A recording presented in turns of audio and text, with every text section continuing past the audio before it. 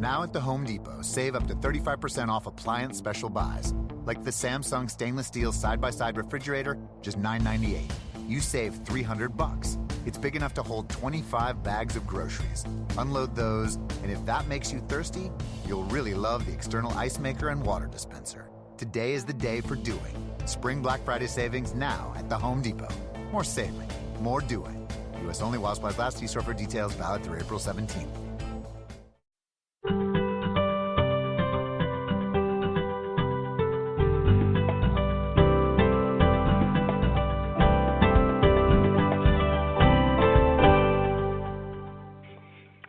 Welcome, everyone, to Creating a Family, talk about infertility. Today we're going to be talking about a topic near and dear to my heart, and that is there any such thing as anonymous in third-party reproduction with the advent of over-the-counter and mail-order type of genetic testing? It's a fascinating topic, one that was discussed at the American Society of Reproductive Medicine meeting that was earlier this month. Here's a sample of what you're going to hear. There is no true anonymity anymore. And even though the terminology is still used on the website because of its recognition as to what that means, internally when we're working with our donors, we speak in terms of confidentiality and privacy. This show is brought to you by Creating a Family, the National Infertility Education and Support nonprofit. I'm Dawn Davenport. I am your host and the director of Creating a Family, and you can find us and all of our resources online at creatingafamily.org. Ferring Pharmaceutical is the underwriter of this show, thankfully for us. They want you to know about a new app that is available just for men. It's called FertiStrong. It is a self-help fertility support mobile app for your phone, and it's specifically designed for men to empower them with knowledge as well as self-help skills to help them on the infertility journey. We often think about the men as truly being overlooked, particularly from the emotional standpoint. But infertility affects both people in the relationship. To learn more about FertiStrong, you can go to their website, and it is fertistrong.com, and I'm going to spell that F-E-R-T-I, FertiStrong, S-T-R-O-N-G.com. And we thank them for their support. Today we're going to be talking about third-party reproduction and whether anonymity is really an option anymore. And we're going to be talking to two of my favorite people, Dr. Michelle Ottey. She is the Director of Operations at Fairfax Cryobank, and Melanie Mikkelsen. She is a Master's of Social Work, a LCSW, and she is a counselor and donor liaison at Seattle Reproductive Medicine. Welcome, Michelle and Melanie, to Creating a Family. I am so happy to have you both here. Thank you. Thank you. Well, all right, I'm going to warn our audience. Get your geek on or your nerd on or whatever, because you two are two of the people that I can talk forever, and almost always when we talk about some aspect of this topic. And so we can go chasing rabbits forever, the three of us. So yes. I've got an outline, and I'm going to try to keep us somewhat on topic. Assuming our audience is really fairly well informed with language that we use when we're talking about this. But let me just start by saying that when we say third-party reproduction, what we're speaking of is the use of donor sperm, donor egg, or donor embryo. So just if you hear that term, that's what we're speaking of. So, and I think it's important when we're talking about issues of anonymity versus known, as issues of parents disclosing and issues of the impacts of all of this, I think it's important that we make distinctions between especially donor sperm and donor egg, but also we'll include donor embryo, which is a little bit newer on the scene. Donor sperm is not new on the scene, and in many ways is kind of leading the way because they've been around for so much longer. So, Michelle, what are the options available for knowing the identity of the donor in donor sperm? And just speak generally as to not only your cryobank, Fairfax, but also all, regardless, what are some of the options that are available? Absolutely. So for donor sperm, as you said, the field has been around for decades at this point. Actually goes back a little longer. I work in our Philadelphia office, and one of the first inseminations happened here in the 1800s. Oh, my gosh. Really? Yes. Little Did fun not know fact that. for you.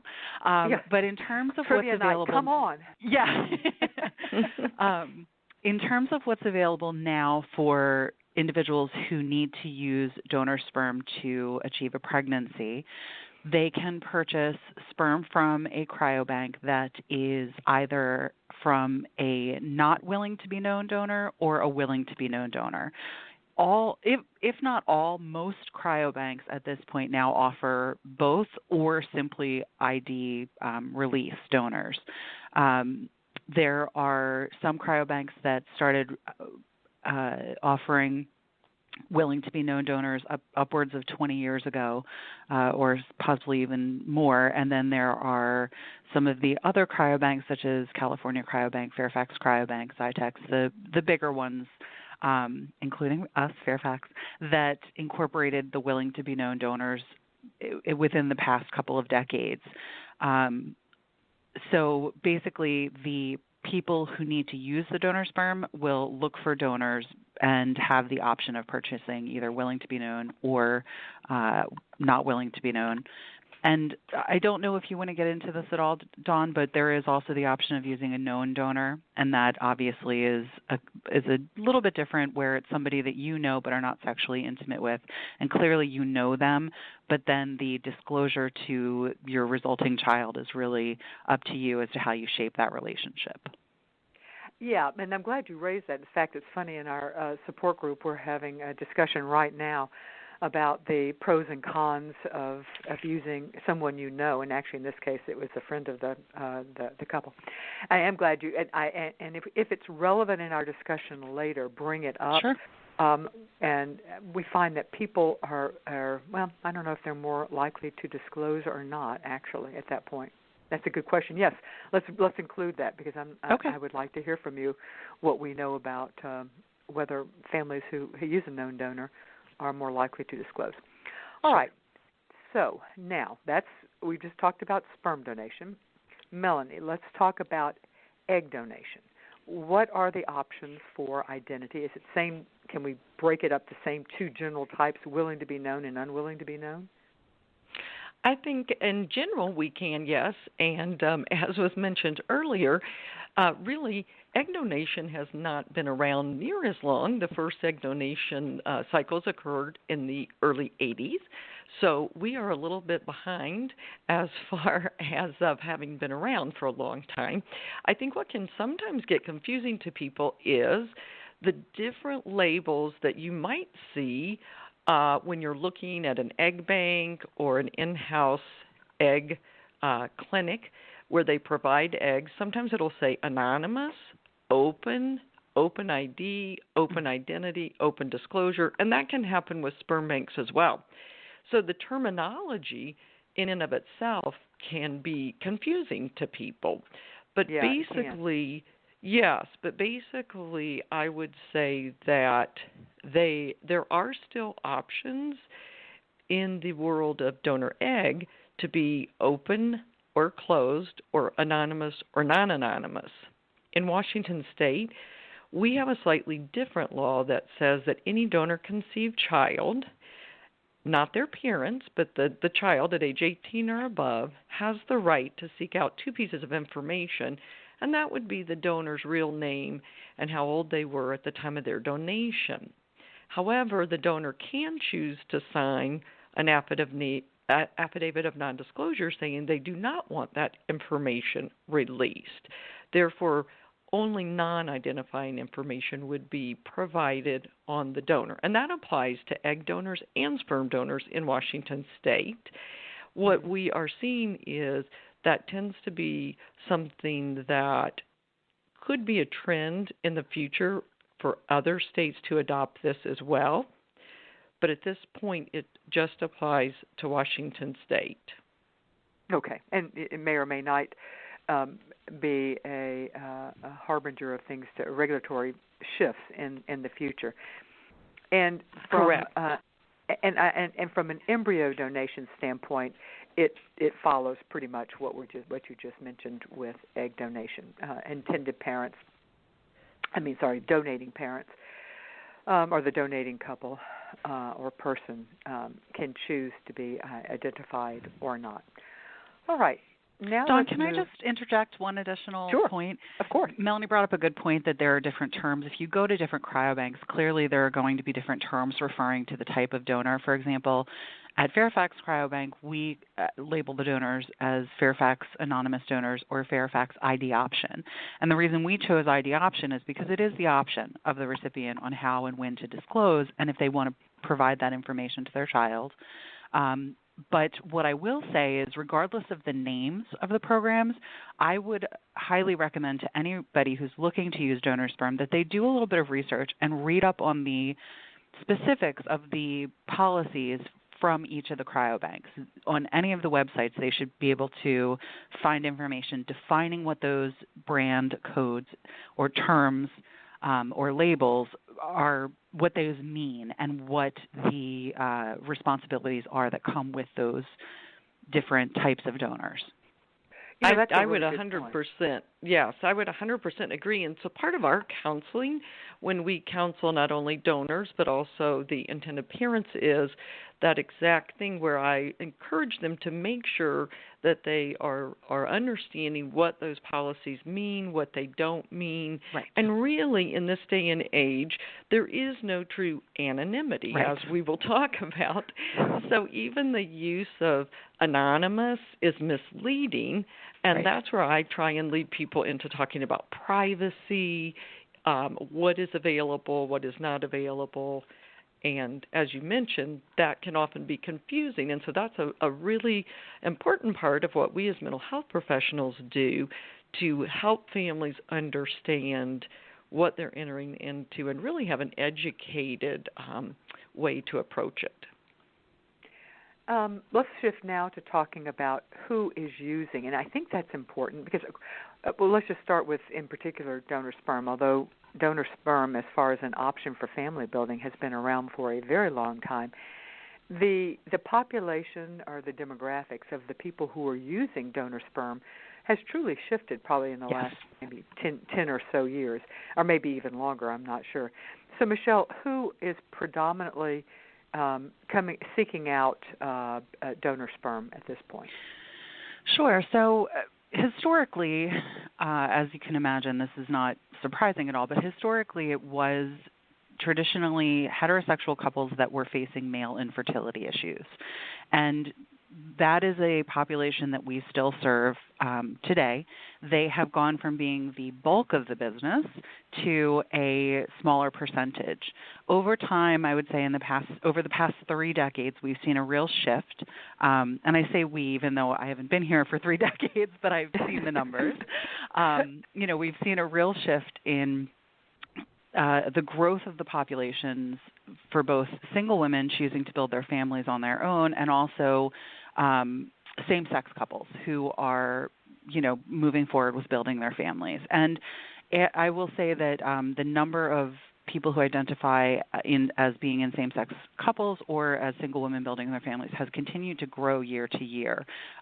Every so often we do client surveys, and even from 2012 to 2018, we've seen a shift of about 15% more people in those categories than we had seen in the past, which is really wonderful. It speaks to the inclusivity happening in our society, the shift of the acceptance and the legislation that affected gay marriage really supported same-sex couples and I think had a positive effect on people wanting to build their families. We're seeing that the same-sex couples using the sperm is actually shifting to younger, which is really interesting.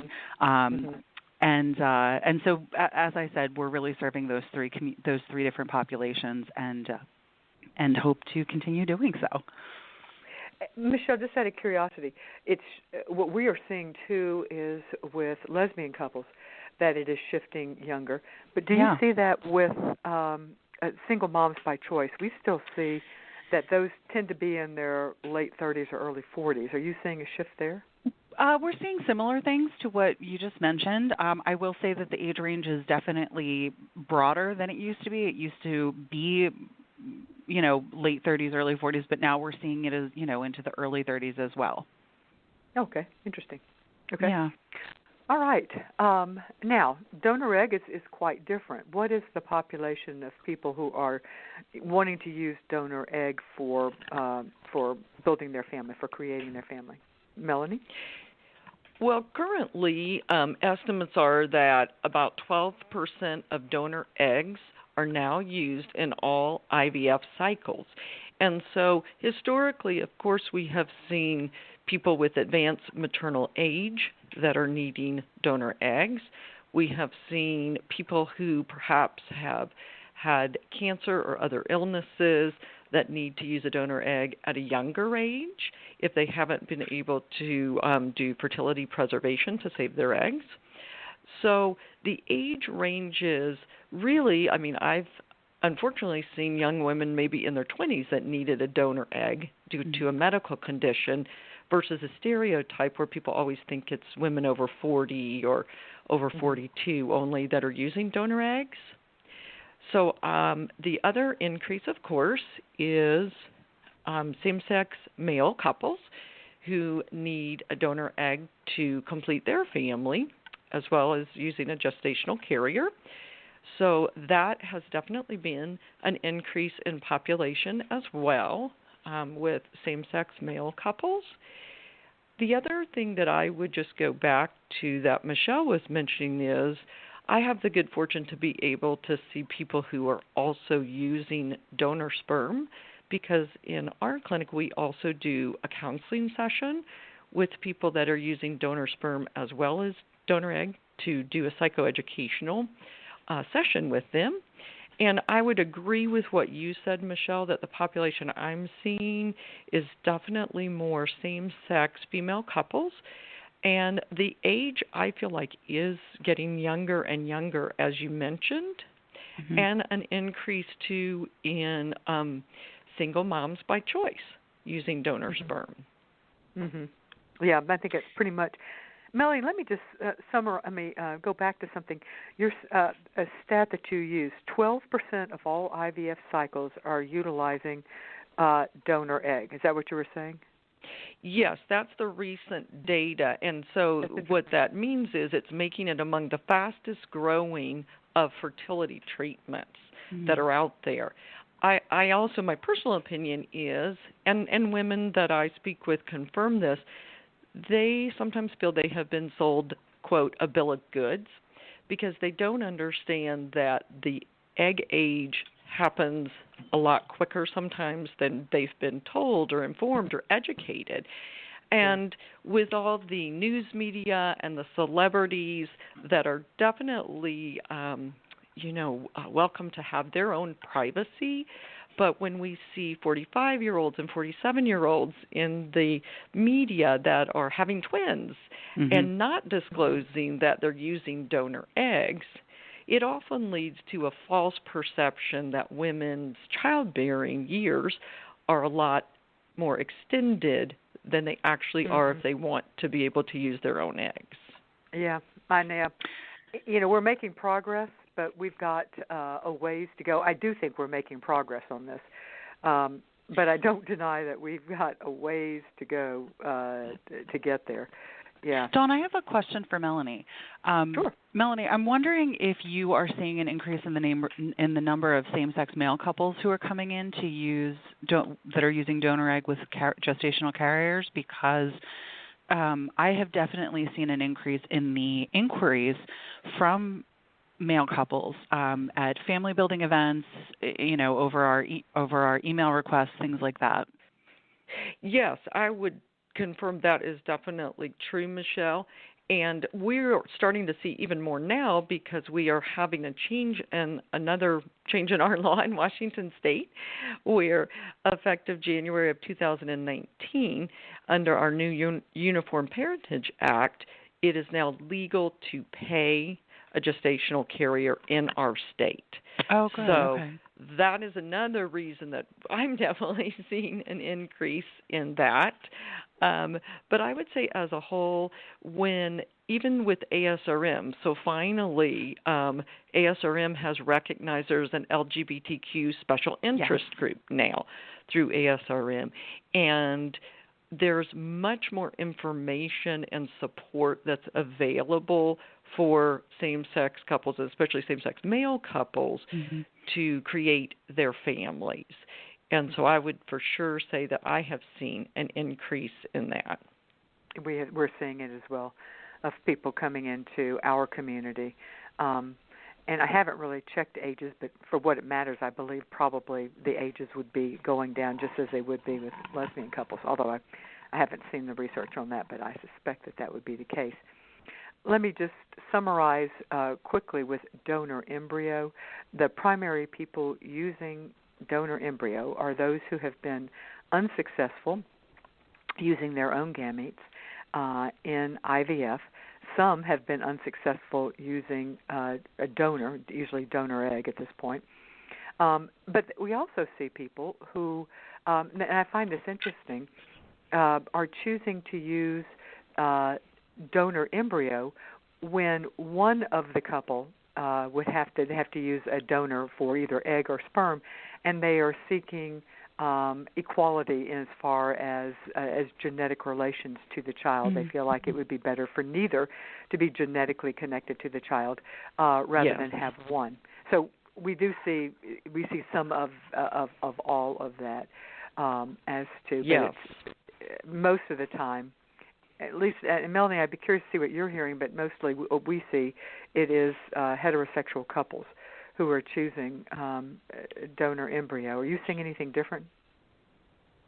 I would 100% agree with you that I'm seeing an increase of people wanting to use donor embryo because oftentimes the cost is lower, especially if they meet each other in various ways, that someone has an embryo available, someone wants to receive an embryo, they meet, they decide to write up a legal contract and make this happen.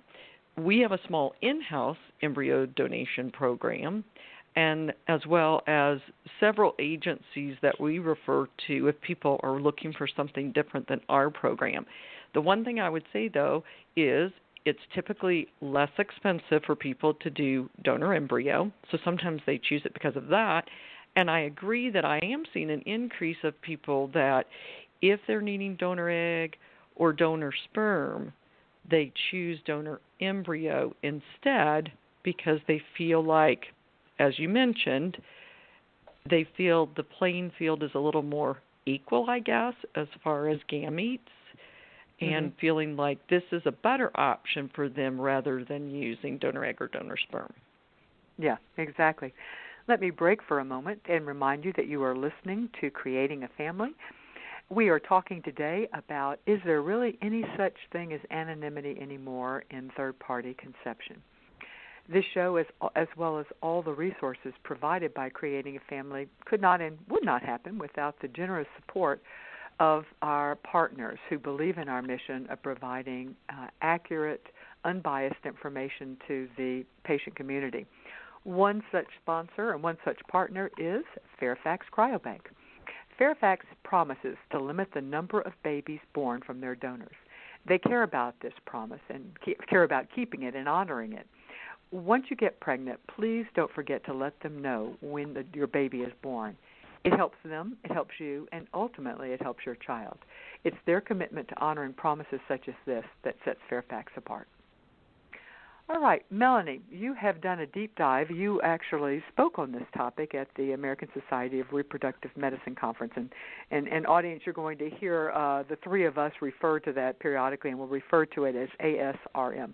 You spoke on this topic, and I suspect as part of that, you had to do a deep dive into the research, which, as you know, just sets my heart aflutter, and I'm just so excited to hear what you found out. In specific, what are you seeing from the research on if parents are telling their children, parents who have conceived through either donor sperm, donor egg, or donor embryo, are they telling their children? And Melanie, when you tell us, if you're able to break it down into donor sperm and donor egg, I don't think there's much research on donor embryo because it's just really has not happened enough. But if you could break it down, if there are any distinctions you can make between whether it's egg or sperm, please do. So, are parents telling their kids? Well, that's a really good question, Dawn. Our talk did not focus as much on who is telling or if they're telling.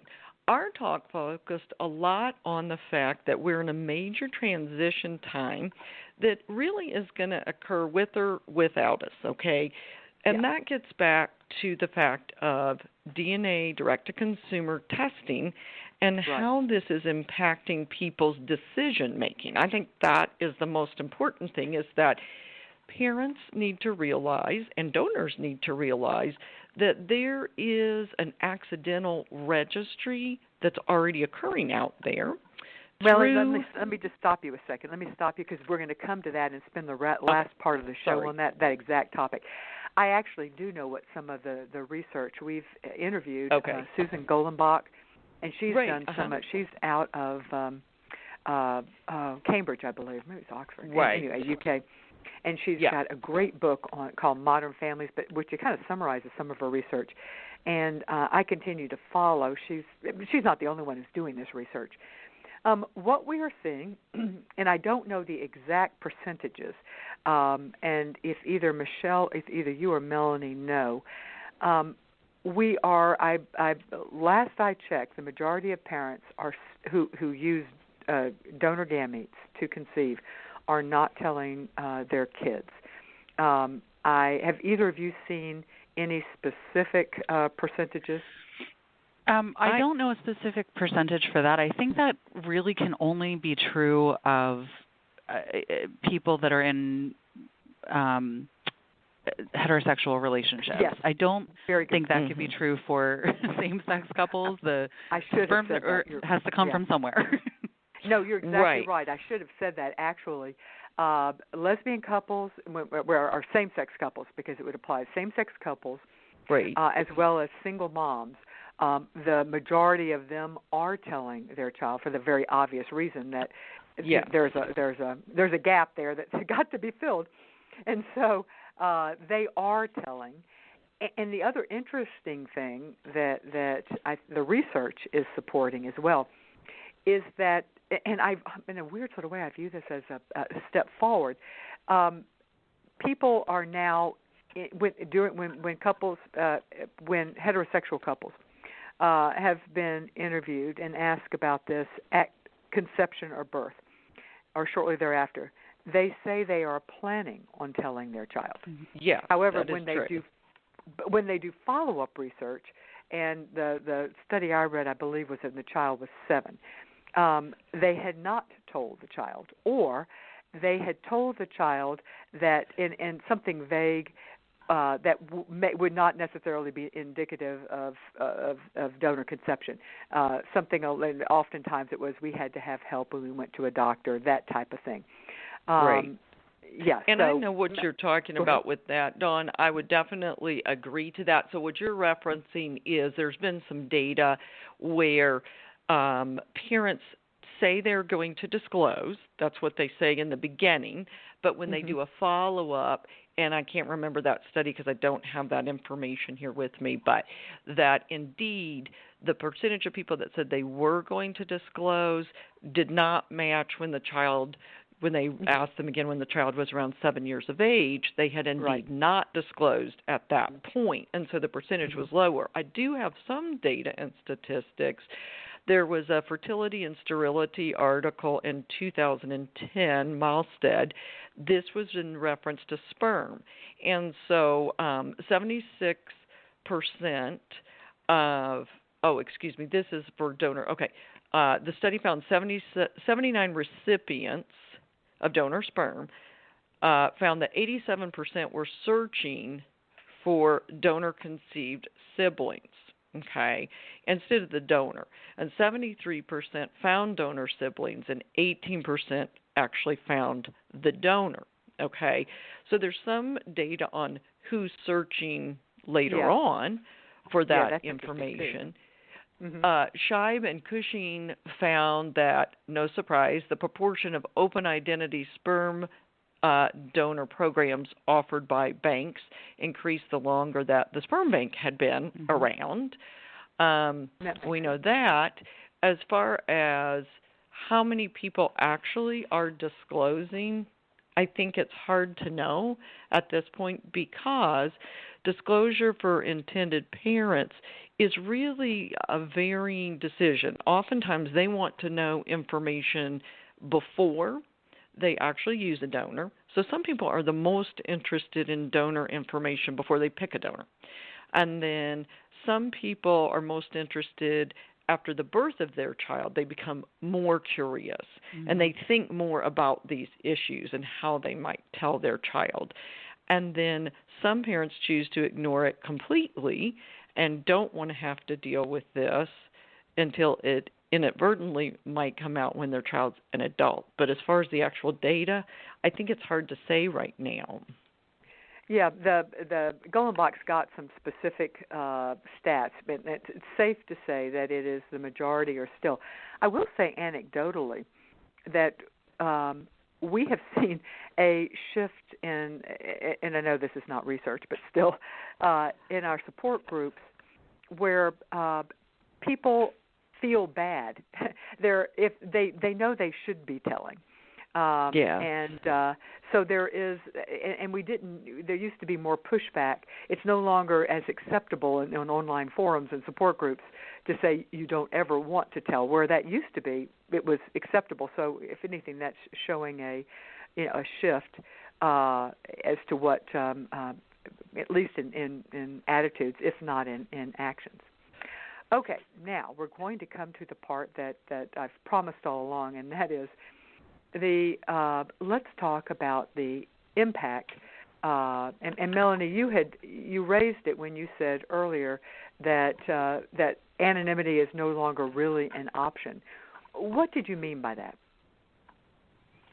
Well, there is increasing number of people that are using what we call direct-to-consumer DNA testing. So to give you an example about that, so in AncestryDNA.com, they have samples from over 10 million people in their database right now. They have 17 million downloads of their app, and most people in the U.S., approximately it's suggested 1 in 25 American adults, now have access to their personal genetic data. That was from an MIT technology study review. So what has occurred is, as mentioned, there's an accidental registry that's already occurring out there where whether a parent decides to disclose or not even disclose to their child, this information could be found by their child, by a relative, by a friend, someone who's already accessed this DNA database. So the reason that we have changed our stance on talking with donors as well as intended parents is really to help inform donors as well as intended parents what is already occurring out there, how that's going to impact their decision making, how they could go about sharing this information with their child, and inadvertently, how, if this does get disclosed, are they going to deal with it? So I have a lot of case examples of this has already occurred. Well, let's wait on that one just a second. I want to come back, though. Michelle, explain how, and I know you're not necessarily an expert on Ancestry.com, 23andMe, or any of the other common and becoming more so common. I was aware. I didn't realize that 1 in 25 adults, I assume that's a U.S. stat, have accessed one of these services. That's higher than I realized. How does it work? I mean, does it have to be that if you get the you do it's either a spit or a cheek swab or something like that, and you get your results back. Can it absolutely identify your donor? Does it identify? How does that work? What type of information are you getting that might lead to your finding your donor inadvertently or intentionally? Sure. So depending on which kit and which site you're talking about, the results are going to be a little bit different. But like you said, the sample is typically a buccal swab, which is a cheek swab. So you get a little, what looks like a plastic Q-tip. You scrape the inside of your cheek. The goal is to get some of the cells from your cheek there. You submit it. They extract the DNA and they run their analysis. So if you're doing something for ancestry, they're looking for markers that are common in different ethnic populations throughout the world. If you're doing 23andMe, they're looking for markers that are indicative of different character traits or potentially. I don't believe they do any. It's not diagnostic, so they're not looking for any diseases. They're doing more traits. But regardless, for some of the others or for either of those, you can opt in. Let me just say, as an aside, please read the small print on these kits. Realize that it's important to know what this means and the fact that your genetic data is going to be out there. And I'm sure people have seen there have been news stories where 23andMe sold some of the genetic data. It's just important to read the fine print. But one of the things that you can do is check a box that says connect to potential genetic relatives or, connect to others with similar traits. So if somebody who is donor conceived were to submit a sample and it's not immediately going to tell you that you're related to people. You have to opt into that. And somebody that you may be related to has to also have submitted a sample and checked that they were willing to be connected with other individuals. So I can tell you from experience in the past 6 months, we've had donors who have been quote unquote outed or found out because not the donor, but a donor's relative had submitted a sample and been connected to a donor-conceived child or, basically like if a donor's brother or mother or aunt not so much. A first-degree relative is really going to be the one that shares enough genetic information with a donor-conceived child that they would be connected on one of these forums. And that's I think the really salient point here, and that it doesn't. You could say, well, then if the donor doesn't want to doesn't ever want to be known, then simply don't take the genetic test. Don't do that, or don't check the box. But the important point here is it's not just whether he or she doesn't take the test or doesn't check the box. It's all of, and I wasn't clear, so it's all their first-degree relatives would also have to, because I actually thought that you could be somebody even as close as an uncle. I may be wrong on that, though, where you would find out that person has that you get known. Don't they give you information as to what degree of relation? So it may be it may be specific to the company or the kit that we're talking about. It may be your cousins or something. I'm not working with them. I'm not sure specifically. Okay. Right, and definitely it kind of can reach even further to degrees of relatives. There was just a special on a company called GEDmatch, and I don't know if you've worked much with that, Michelle, at all. No, not at all.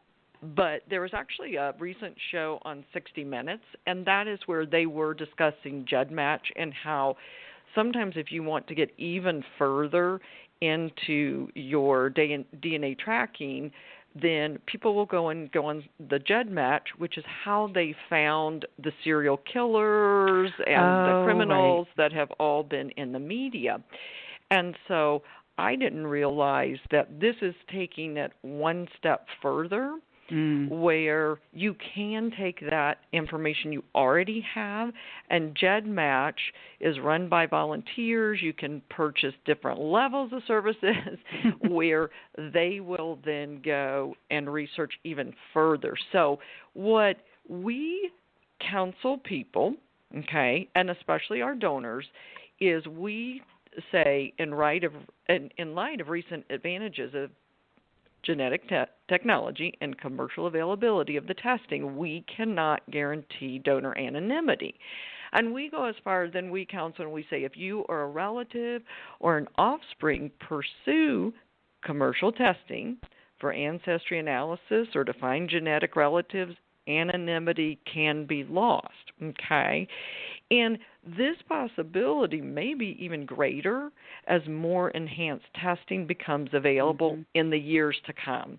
So what I tell people is this is what we already have right now in this day and age, much less 15, 18 years from now. So we really counsel conservatively, and I tell donors that if they have any hesitancy or uncertainty at all, that probably then being a donor is not the best option for them because we cannot guarantee that anonymity. And the same thing is true for the intended parents who often have their own fears. They have fears that the donor is trying to track them down, which is typically not the case. Donors aren't looking to try and track down the intended parents, but that is a common fear that the intended parents have. So I think we have to just be... Let me stop you a second, Melanie. Let's actually break down and talk about how genetic testing, and the prevalence of genetic testing, is impacting the different people who are involved with third-party reproduction. And so I want to break it down into we're going to do the donor. We'll start with donor-conceived people. So we're going to start with them. How is this impacting them? Then I'd like to talk about how it's impacting intended parents, because you raised good points as to their fears. And then I think it's important to talk about how it is impacting donors, both future donors but also past donors. All right, let's start with donor-conceived people. And you said we have done some reporting on this as well. People who are finding out that they were donor conceived through testing, and then and being quite surprised. And Dawn, can we just clarify something? Sure. Please. I want to make sure that the audience is understanding when what we're talking about in this conversation are these commercially available genetic screens that are using information to give you either anecdotal information about traits or ancestry. This is not genetic testing per se that is identifying possible disease mutations and carrier status for diseases. I just want to make sure that's 100% clear. That's a really good point. Yes. Because a lot of times when we do testing on donors, they don't understand that this is not their Council Good Start test that we're talking about. Right. This is their fun, let's go give this as a Christmas present to our relatives, direct to consumer genetic testing. And sometimes I find also same thing with the intended parents. They say, well, we didn't sign up for genetic testing. We didn't do the genetic testing. Therefore, and we're never going to have our donor-conceived child sign up to do that. And so they don't understand that it's a different type. Right. That it's as a mother of a 21-year-old, trust me, I have very little control. Right. All right. Melanie, you and said we have that calls give us every day too. I mean, from people. I bet you but do. Go ahead. Yeah. Give us one anecdotal incident. You said you had some. Give us one relatively short anecdotal summary of a case scenario, case study of somebody who found out that they were donor conceived via one of these. I'm calling them mail order or over-the-counter, Ancestry.com, 23andMe. What are some of the other brands? Do either of you know other common brands? There's family DNA is another one. Okay. The biggest ones are going to be 23andMe, Ancestry.com, Family DNA, and then this new thing, GEDmatch, which is slightly different but even more enhanced. Okay, interesting. I'm not familiar with that one. Okay, right. Good. All right, cool. So give us right. a case study of someone who either intentionally or inadvertently, the ones we seem to hear more about are the inadvertent ones. So, but either way, a donor-conceived person who was not told but found out. Well, first I would say that when we did a poll at our ASRM talk, and we had a large crowd, and we asked first everyone in the room to raise their hands if they had either used one of these Ancestry direct-to-consumer testing or knew someone in their family that did. And I would say probably 99% of the people in this large conference room raised their hand. So that was a good visual to see how many of us have either done this or someone in our family has done this. So some of the examples that I will give too, one example is I recently was contacted by, just so happens to be, a sperm donor because he really didn't know where else to go. The bank he had donated 4 years ago was closed down, and he had been contacted by some of his donor-conceived offspring.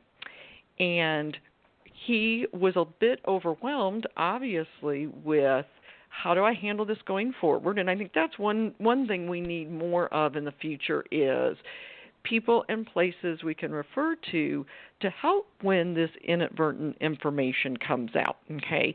So in this particular case, not only was he contacted and trying to figure out his next steps, he realized that everyone in his family had done one of the ancestry tests, and therefore his siblings and parents were going to be contacted potentially. So he took the unusual step to actually send a letter to his family member saying, you may not agree with what I did as far as being a donor, however, I did it, and here is how and when you might be contacted by. And I thought that was a very unusual twist, but a thoughtful way to also, because what we're other times seeing is even grandparents. So grandparents are finding out that their child was a donor. Sure. And they are then wanting. Oh, I'm sorry. Yeah. No, go ahead, Michelle. Let's. We will start then. Go ahead, since Melanie's already brought up the impact on the donor. Let's talk some about that. How are these direct-to-consumer, over-the-counter type genetic testing? Melanie gave us an example of one donor, and you mentioned that you had, just in the last couple of months, been contacted by donors who were outed. So how is this impacting? Okay, let's start by talking about past donors. 20 years ago, many of them, in fact, would probably be 20 years ago because they're the children who were conceived using their gamete are now in their 20s and accessing these tests. So how is it impacting these people who have donated in the past with the assurance of anonymity? Right. So clearly we've completely changed how we discuss all of this, and not even changed, but added information into the consults. And I can talk about that next, but starting back with the past donors, just exactly what Melanie said, we're getting contacted from retired donors who either they themselves submitted a sample or someone in their family has, and because of that, there are contacts being made. One of the things I will say is that we have a wonderful licensed social worker that we contract with who will do some optional counseling with our donor applicants who are, just want some more information or clarification about how to disclose to their family and or partner that they're interested in doing this. We have been taking care of the cost of a counseling session or two with these retired donors for this social worker, because we want to be able to provide them a resource. This is something that they didn't anticipate 20, 25 years ago when they were choosing to be an anonymous donor, as was the common practice at that time. It is, I would say, almost weekly that we're now being contacted by retired donors who are getting these connections through these, what I like to call genetic entertainment kits. That's a good word for it. Yes, it is. I won't take full credit from that. Somebody else in our company calls it that, and I like it, so I use it. But it's about the number once a of people week who are these giving guys that are. as Christmas gifts. It's so it's surprising to me. Yeah. Yeah, it's like, that's the number of commercials on TV. Yeah. Yeah, and they're brilliantly marketed. They are brilliantly marketed. Yeah, I would agree. All right, so they're coming in, and you're hearing from them, and they're somewhat reeling because of some of them are. So I will say this: some of them are, and some of them aren't. Some of them are just letting us know that they're making the connections, but they chose it. They indicated that they wanted connections, and they're happy about it, and they're having good experiences. It's not. It's not always negative. Right, exactly. And the donor conceived children, what I'm seeing is oftentimes, and this is what we help educate intended parents on and recipients when we're working with them, what does contact look like when your child wants contact? So oftentimes they're confused. They think it means that this child, when they grow up, wants to think of this donor as a parent, which they do not, or that it means meeting and hanging out together, which it doesn't necessarily mean. So we go over and explain how contact could mean an exchange of a name. Contact could mean the equivalent of Facebook friends 18 years from now. Contact could mean one-time information sharing, and then going forward, that donor and the donor-conceived child decides what that relationship may or may not look like. So I think there's a lot of fear that is out there. There's a lot of fear on the parents' parts. And our role as the mental health professionals, too, is really to work with the common fears of parents who've used donors, help address those. Their biggest fears are usually that the child is going to reject them, okay, or that they will consider the donor a parent. And that's where I often get into talking about this is 18 years from now, and you're the only parent your child has ever had. Your child isn't seeking a parent. They're doing what's normal developmentally, which is seeking an identity. Who am I outside of you? And part of that identity often means maybe they just want to see a picture of the donor. Maybe they just want to know more genetic information for health purposes. So the parent's comfort really depends on realistically addressing these fears. And it's not a one-time decision. It's not a one-time addressing of the fears. It's kind of an ongoing, lifelong decision. The other thing that we know is donor-conceived children are looking for often donor-conceived siblings. I'm glad you brought that up. That is something I think that parents need to, you shared some research.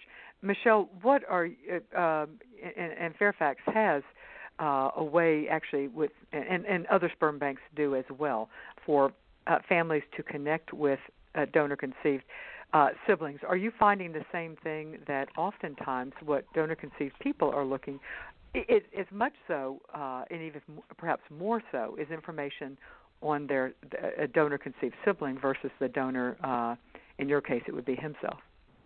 Well, at this point, so Fairfax has been offering ID option or ID release willing to be known donor since 2006. So the first offspring or the first kids that would be able to reach out for their donor information, we're still a few years away from that. So knowing that the majority of connections and contact on our forums, which is the Fairfax Family Forums, it is about connecting either the recipients with other recipients who've used that donor, or them connecting so that they could potentially connect to their kids. So that is what we're seeing right now. I don't know if that will completely shift once we start getting our first 18-year-olds, but for now it is about the sibling connections. Yeah, and think all of us are going to be figuring things out as when the egg donors children are still relatively young and are not really into where they can be asking for these things. Michelle, well, Dawn, Dawn, sorry. I was just going to say, Dawn, one thing I would say, though, too, is, and I think kind of that's a misperception that we all feel like we've got time, and there's still time, and we'll deal with that when it comes. What I'm finding, though, is really we don't have the time. The time is now because of the fact that people are already contacting us, even though their child isn't 18, because maybe they've changed their mind. They now feel like, oh, I really wish I did have that information. Or they call the clinic, they'll call us and they'll say, but can't you just reach out to the donor and ask her if she wants contact? Or they will sometimes even call and they will tell us, I already know who my donor is. I already found my donor. Mm-hmm. So they are calling us saying that now. So I think it's a misperception to think that we have time, because we don't really have the time because of these accidental registries that are already happening. People are already calling and curious and wanting more information. And what I was going to add is that, 2 years ago, Fairfax Cryobank acquired Pacific Reproductive Services, and their ID program was a bit older than ours. And so now we are working with donors and individuals who are requesting that contact.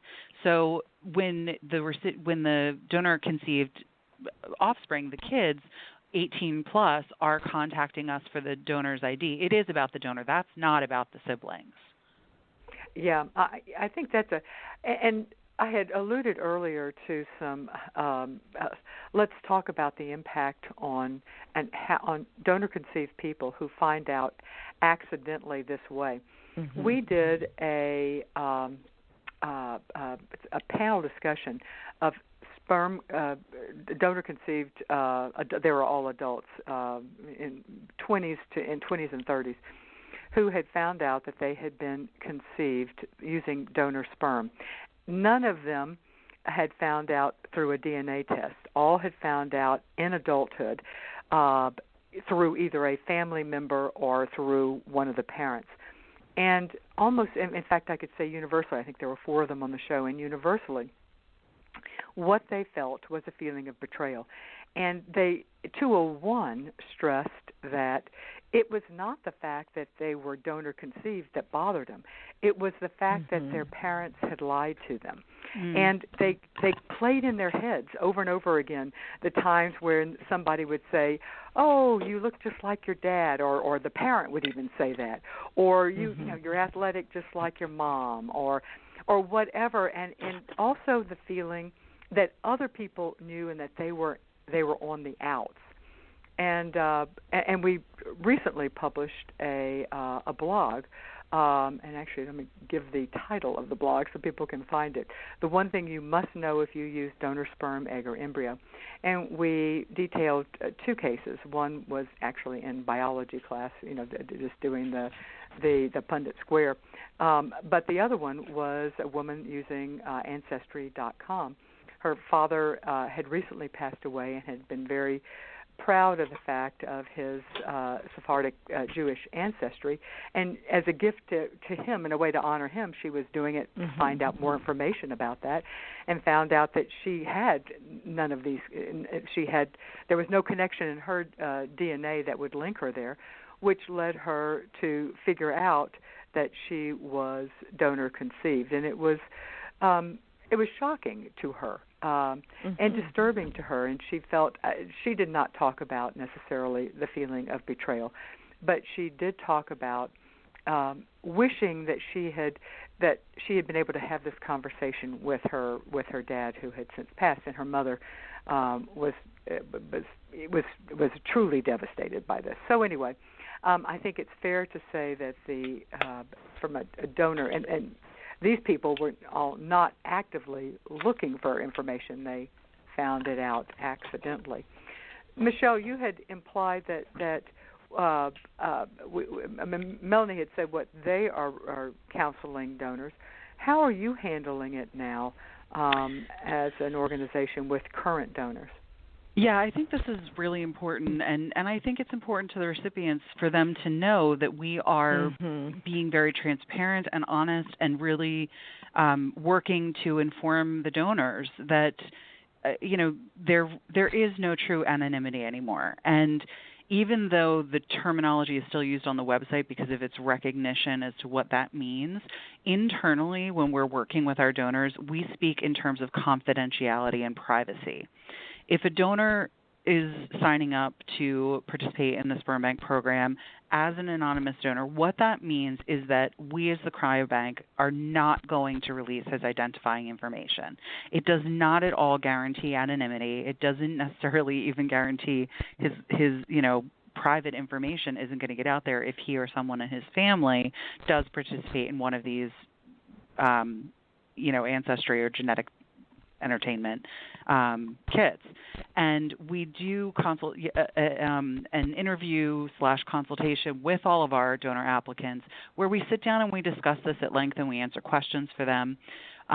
We've really built into it an honest discussion about what it means to be a sperm donor, what it means that you are producing samples that are going to be used to have children by individuals, and that's why we offer them this counseling with our contracted social worker, because we want them to have resources outside of the cryobank to have these discussions, to be educated. So it has definitely changed the shape of the information that we're giving to our prospective donors. And we share information with our donors if they have questions at any time when they're in the program. We have they have resources in the staff.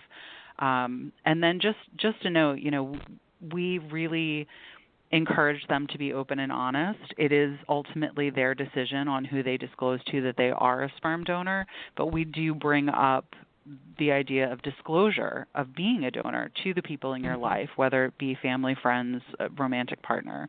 So it definitely has shaped our discussion. Yeah, I would just add to that. Yeah, go ahead. I'll give you the last word there, Melanie. I would just add to that exactly what you're saying, because ASRM, the American Society of Reproductive Ethics report on gamete donation from 2014, which is the guidelines that we follow, say a program should clearly inform their donors of the clinic policies about information sharing and contact, updated medical information, and caution our donors that the laws might change. Yes.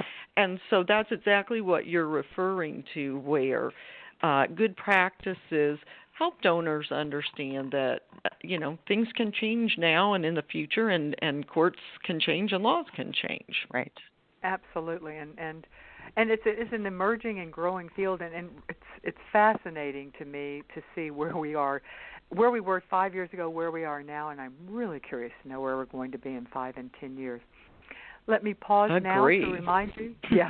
To remind you that this show is brought to you with the support of our partners. One of our partners is IntegraMed Fertility. They are the largest network of fertility practices in the country. By combining the latest innovations in reproductive science with compassionate and customized treatment plans, IntegraMed practices are able to provide the very best possible care. All right, keep in mind that the information given in this interview is general advice to help understand how it applies to you and your specific situation. You need to work with your infertility professional. To get more information about Michelle Ottey, Dr. Michelle Ottey, and Fairfax Cryobank, you can go to their website, which is fairfaxcryobank.com. To get more information about Melanie Mikkelsen as well as the clinic she works for, you can go to their website, which is seattlefertility.com. And I thank everyone for being with us today, and I will see you next week. Right now at the Home Depot, you'll save up to 35% off appliance special buys, like a GE Appliances top-load washer and dryer pair with deep clean and deep rinse options, a reliable heavy-duty agitator, and 4 precise water levels, just $4.78 each. Wash, dry, save, repeat. Today is the day for doing, with Spring Black Friday savings now at the Home Depot. More saving, more doing. U.S. only while supplies last. Gas, dryer, extra. See store for details. Valid through April 17th.